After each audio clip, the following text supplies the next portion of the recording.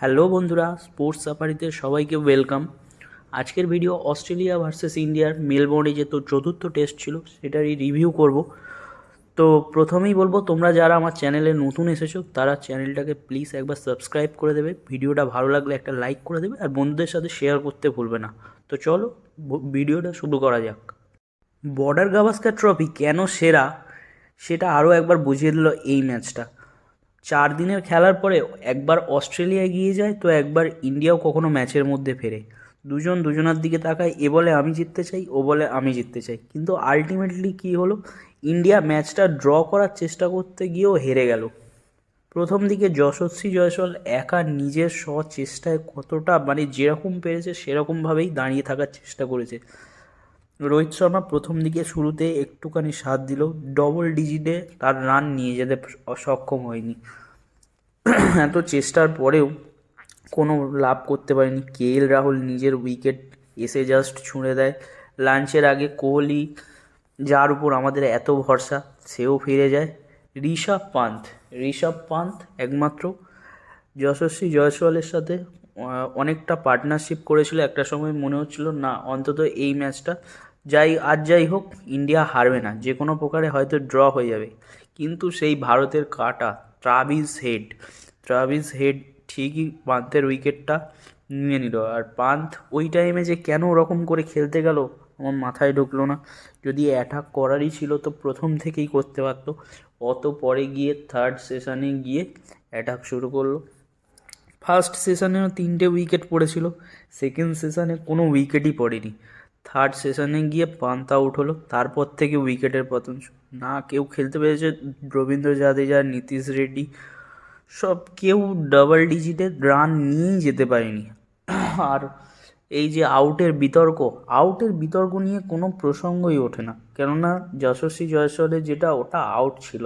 বেকার বলে লাভ নেই, ওটা আমি তো বাংলাদেশি সমর্থক নই, যেটা হয়েছে সেটা হয়েছে, ওটা আউট ছিল। কিন্তু আকাশের যে আউটটা, ওটা মাথায় ঢুকলো না কেন আউট দিয়েছে, ওটা বলতে পারবো না, আম্পায়ার ঠিক করে বলতে পারবে। অনফিল্ড আম্পায়ার নট আউট দেওয়া সত্ত্বেও ওটাকে আউট দিয়েছে। তারপরে অস্ট্রেলিয়ান বোলার যখন আগের দিন সেকেন্ড ইনিংসে 9 উইকেট পড়ে গেছেন, নাথন লিওন আর বোল্যান্ড দুজন মিলে, তাদের মধ্যে যে চেষ্টাটা ছিল ইন্ডিয়ার কারোর মধ্যে, কিন্তু আমি সেই চেষ্টাটাও দেখতে পাইনি। তাদের মধ্যে একটা খিদে ছিল যে ম্যাচটা জিতবো। এতদিন একটা রেকর্ড হয়েছিল 2014 পর থেকে লাস্ট তারা জিতেছিল মেলবোর্নে, তারপরে ইন্ডিয়ার কাছে তারা ইন্ডিয়াকে অন্তত হারাতে পারেনি। আজ আবার সেই রেকর্ডটা ভেঙে গেল। জানি প্রশ্ন উঠবে বিরাট কোহলি, রোহিত শর্মাকে নিয়ে, কিন্তু প্রত্যেকটা জিনিসেরই একটা শেষ সময় আসে। আমার মনে হয় রোহিত শর্মা, বিরাট কোহলির হয়তোবা লাল বলের ক্রিকেটের শেষ সময় চলে এসছে। তারা একটা সময় যে যে জিনিসটা টিমকে দিয়েছে তারা হয়তো মেবি আর দিতে পারছে না টিমকে। তারা চেষ্টা করছে, চেষ্টা সত্ত্বেও হয়তো মেবি পাচ্ছে না। এই বিরাট, রোহিতের আমরা কত ফ্যান, এদেরকে কত ভালোবাসি আমরা ভারতীয় ফ্যানরা, এরা ভারতের ক্রিকেটে কত অবদান, তা সত্ত্বেও আজ বলতে হচ্ছে বিরাট কোহলি, রোহিত শর্মাকে অবসরে। এগুলো ভারতীয় ফ্যানেদের কষ্ট, আমার কিছু বলার নেই। তো এই ম্যাচ দেখার পর হয়তোবা আমরা WTC ফাইনালে যেতে পারবো না। একটা সময় মনে হচ্ছিল যে আমরা ফাইনাল খেলছি তৃতীয়বার, এখন মনে হচ্ছে যে কোনোভাবেই যাওয়া সম্ভব নয়। হতেই পারে, খেলার মধ্যে হার জিত আছে। যাই হোক, সামনে সাদা বলের খেলা চ্যাম্পিয়ন্স ট্রফি আসছে। চ্যাম্পিয়ন্স ট্রফিতে আবারও নিশ্চয়ই ভারত ঘুরে দাঁড়াবে। আবারও সেই T20 জেতার পর যে সেলিব্রেশন, মানুষের যে একটা আলাদা আনন্দ ভেসে উঠেছিল, সেরকমই হয়তো মেবি আবারও সেই জিনিসটা যেন দেখতে পারি, সেই আশা নিয়ে এগিয়ে যাব। আমরা তো আর বাংলাদেশি নই যে এই হয়েছে বলে ওই জিনিসটাই মাথায় রাখবো।